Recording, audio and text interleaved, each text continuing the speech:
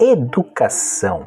Muita gente fala sobre educação, muita gente reconhece a importância da educação e em tempos de pandemia nunca esteve tão presente algumas preocupações com áreas fundamentais da vida, dentre elas a educação.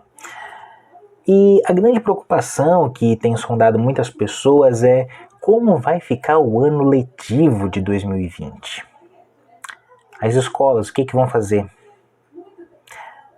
As universidades, as pessoas que estão se formando, em vias de se formar, as pessoas que querem prestar um vestibular, Enem, são muitas dúvidas, nós não sabemos como que vai terminar ou quando que vai terminar essa pandemia.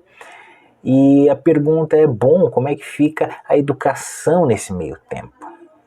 Agora, uma coisa positiva no meio disso tudo é que as pessoas finalmente se deram conta de que algo essencial para que a educação aconteça é interação humana. E é uma interação bem específica. Professor e alunos, ou educador e educandos. E o ponto aqui é o seguinte, parece que ficou claro que educação não é simplesmente trocar informações. E isso nos leva de volta para Paulo Freire, o famoso Paulo Freire, tão comentado por alguns, tão pouco lido, muito menos ainda entendido por tantas pessoas, mas que com certeza continua muito atual. Especialmente nesse período onde as pessoas se dão conta de que ele estava certo. Hein? Sim, até mesmo os críticos de Paulo Freire têm que reconhecer isso. Porque nesse contexto, aquilo que o Paulo Freire chamava de educação bancária é novamente colocada em xeque. O que é a educação bancária, que o Paulo Freire era crítico? Ele tinha em mente a operação dos bancos na década de 60, 70, enfim, quando ele constrói as suas ideias expressas principalmente na Pedagogia do Oprimido, e em outras obras também, que ele foi atualizando ao longo da sua vida, ao longo da sua produção.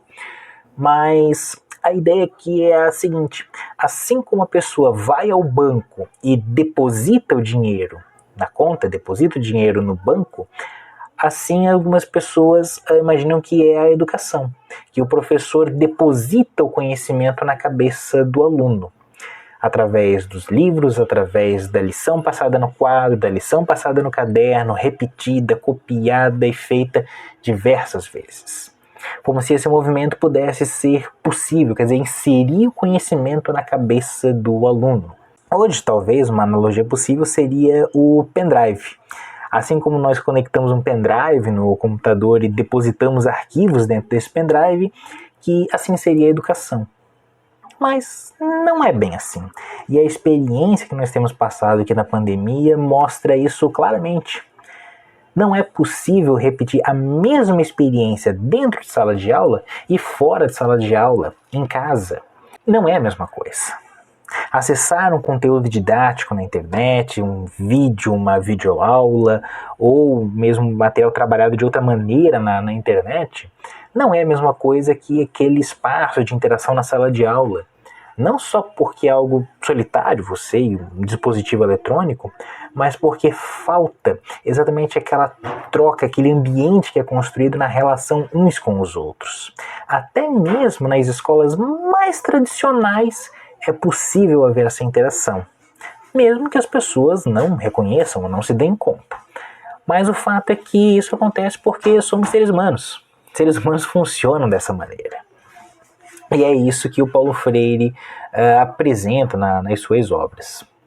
Outra característica muito importante é que nem todos dispõem dos mesmos meios. Nem todos têm computador em casa, nem todos têm celular, nem todos têm um celular bom, e nem todos têm internet em casa. Nem todos têm um plano de internet do celular. E não é possível, então, ter acesso a todo esse conteúdo. Muitos estudantes dependem só do que é passado na escola realmente. Dependem do livro didático, dependem do caderno, quer dizer, copiar a lição no quadro, fazer exatamente o que era feito há 50 anos atrás, há mais tempo ainda. E isso com certeza diz muito sobre a nossa sociedade. Nós somos uma sociedade muito desigual. E nós naturalizamos essa desigualdade até mesmo na educação. E isso é uma das coisas que essa pandemia tem deixado muito claro.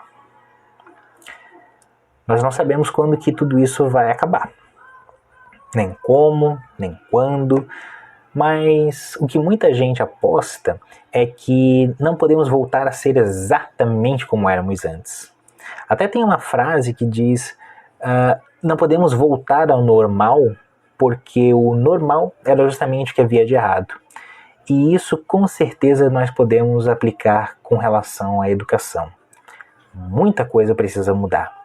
E para que muita coisa mude, mais uma vez fica a recomendação de Paulo Freire, que continua muito atual, como eu já falei, não apenas por essa ideia da educação bancária, mas a desigualdade, a naturalização da desigualdade era uma das coisas que ele trabalhava ao longo das suas obras e que não é um manual de o que fazer.